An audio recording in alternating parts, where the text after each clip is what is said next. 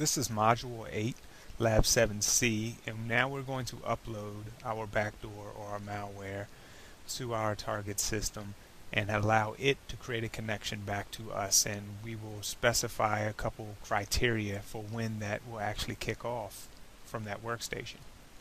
Now again, this type of action, using malware, backdoors, trojans, and placing them on our customer's site, we must have it included in writing in the ROE, Rules of Engagements, or we cannot perform these type of functions.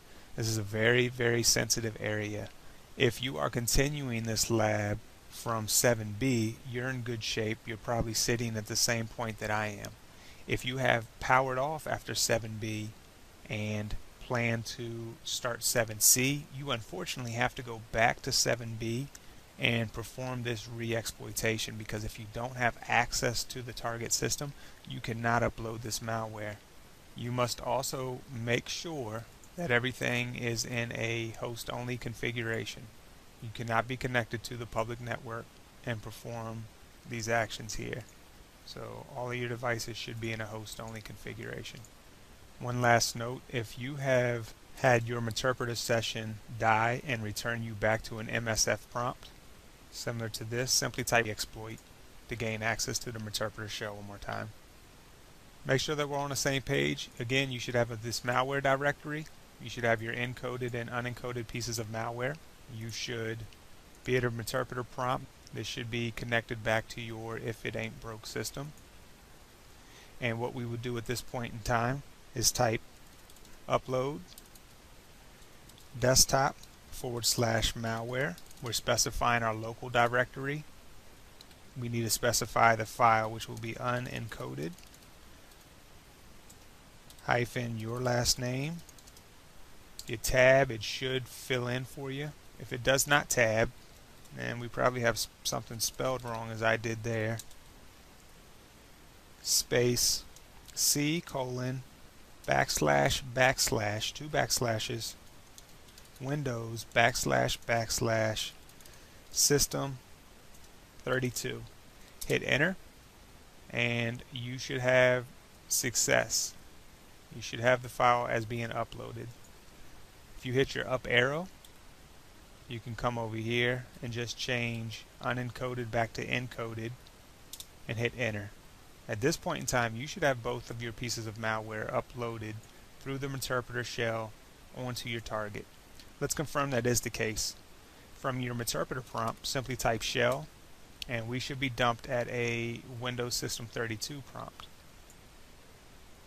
From there, you should type in dir star hyphen put your last name .exe. We should have two files returned. We should have an unencoded and an encoded. The star that we used was a wildcard, and we're saying anything named hyphen your last name.exe should be returned. We now want to remove ourselves from the Windows shell, so we'll type exit. That will dump us back to a meterpreter prompt. We're now going to create a listener on our workstation. This is very important, as what we basically have done is we've uploaded a backdoor piece of malware to this system, this target system. What's going to happen is this target system, upon some type of system event, is going to reconnect back to our station. Well, if it attempts to reconnect back, but we don't have a port open on our system and listening for that connection, it does no good. The system attempts to connect, we're not there listening, it does nothing at all.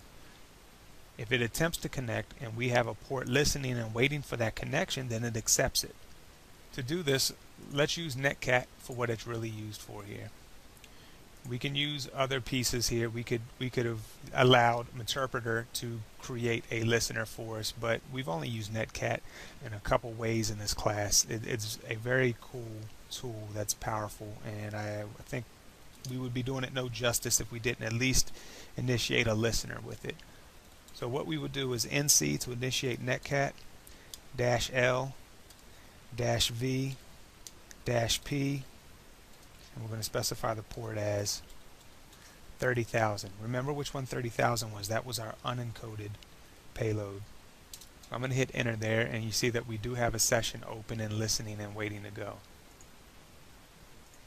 We can try this one more time by initiating netcat with the listening port, verbose, port number 25,000. I need a space there, 25,000.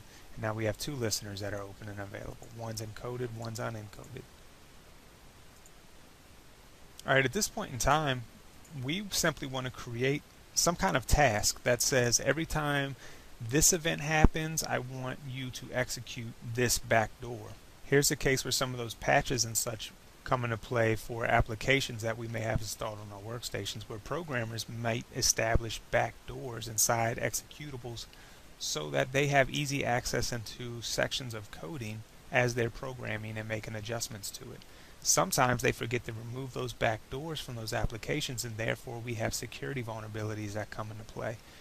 Companies then create a patch which may close or terminate those backdoors from actually executing. In this case, we have a target system that we have a backdoor on, and now we want to say, hey Windows, every time this event happens, I want this backdoor to execute as well, and that's what will establish a connection back with us. And here's what we want to do. We're going to do a run schedule me. Now this is going to basically create a scheduled task on the Windows system as C, I'm going to put a quote, C : Windows /system 32 /, that puts us in our Windows System 32 directory, and we want this unencoded hyphen, make sure you have your last name .exe and end with a quote. We want that to execute every time a particular task happens. Now what's the task that we're interested in? Well, we basically want every time a user logs onto the workstation, I want this executable to run. We hit enter and we should get a successful scheduled task. It's a syscheck 97 that was actually created now, and it says that it was successfully created. They tell you some cleanup options down here if you want to clean that up so it's not so visible. If I come back over here as my administrator that's logged on right now, Simple Simon, this was just created. Now because he was already logged on, we should not have a connection. He's still listening and waiting to go. The event that this scheduled task is going to use is a user logging on. He was already logged on. So here's what we'll do. Let's log off. You should know the credentials of these users by now if you want to set this up and see how this works. We'll simply select our user of interest. Type in his password.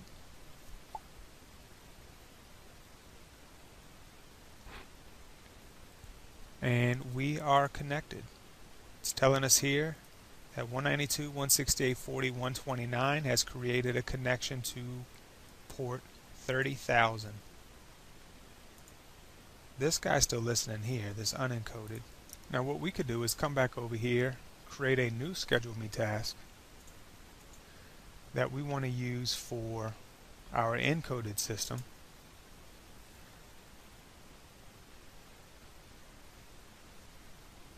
We have a syscheck of 25. If we come over here and check our scheduled tasks, we should see a 25 and a 97. 25 should run C : /Windows /system32 encoded.exe. And look at what it's running as, NT Authority System. Now this is set as enabled. So as you can see, this is a pretty powerful way to go. You've checked out your schedule me task. You see your syscheck numbers and how this is set up and established. You see that we do have a connection that is there and created. This is going to be your deliverable. You're basically going to provide a screen capture of your attack system, your full VM window. I want the date, the time. I want to see netcat listening. I want to see that session established. You should provide an image of your scheduled tasks as well. And that will conclude this lab. If you wanted to repeat this exercise and try to run the schedule me task, Over here for your encoded, you can go that route as well. See what your results would be. I will tell you that your system over here might start acting a little funny and running a little slow. We'll see. You should be good to go. We'll finish with our final lab, uploading our backdoors, our malware, and seeing how they are recognized to antivirus systems. Congratulations.